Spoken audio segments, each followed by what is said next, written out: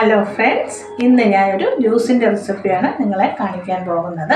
അതിന് നമുക്ക് വളരെ എളുപ്പത്തിൽ ചെയ്തെടുക്കാൻ പറ്റുന്ന കുറച്ച് മാത്രം ഇൻഗ്രീഡിയൻസ് മതി.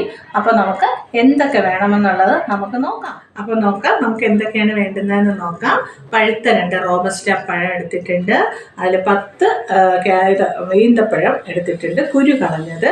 പിന്നെ നമുക്ക് 5 രൂപയുടെ 2 പാക്കറ്റ് ഒരു ഗ്ലാസ് ജ്യൂസാണ് ഞാനിവിടെ ഉണ്ടാക്കാൻ പോകുന്നത്. പിന്നെ 50 ഗ്രാം കാഷ്യൂ നട്ട്സ് എടുത്തിട്ട്, പിന്നെ നമുക്ക് 1/2 ഫ്രിഡ്ജ് തണുത്ത പാലും, പിന്നെ 2 സ്പൂൺ പഞ്ചസാരയും എടുത്തിട്ടുണ്ട്. പഞ്ചസാര നമുക്ക് വേണമെങ്കിൽ മാത്രം ഉപയോഗിച്ചാൽ മതി.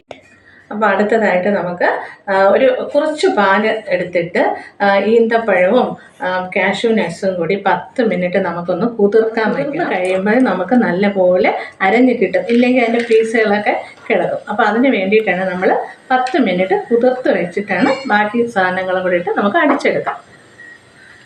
എന്നിട്ട് കുതിർന്ന് വന്നിട്ടുണ്ട് നമ്മൾ കാഷ്യൂ നട്ട്സും ഈന്തപ്പഴവും. അത് നമുക്ക് മിക്സിയുടെ ജാറിലോട്ട് ഇട്ടതിന് ശേഷം നമുക്ക് പഴം ചെറുതായിട്ട് അരിഞ്ഞ് വെച്ചതും പഞ്ചസാരയും ബൂസ്റ്റും കൂടിയിട്ട് ഒന്ന് വരാം. ശേഷം ബാക്കി വന്ന നമ്മൾ അരച്ചെടുക്കാൻ പാടുള്ളൂ, അല്ലെങ്കിൽ ഇത് നല്ലപോലെ അരയത്തില്ല. അതുകൊണ്ടാണ് അങ്ങനെ പറഞ്ഞത്.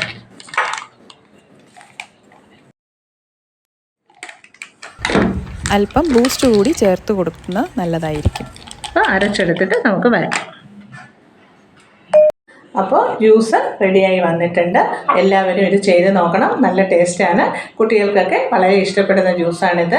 അപ്പോൾ എല്ലാവരും ചെയ്ത് നോക്കിയിട്ട് അഭിപ്രായങ്ങൾ പറയണം, കമൻറ്റ് ചെയ്യണം, ലൈക്ക് ചെയ്യണം, ഷെയർ ചെയ്യണം. അടുത്തൊരു റെസിപ്പിയുമായി വരുന്നത് വരേക്കും ടാറ്റാ.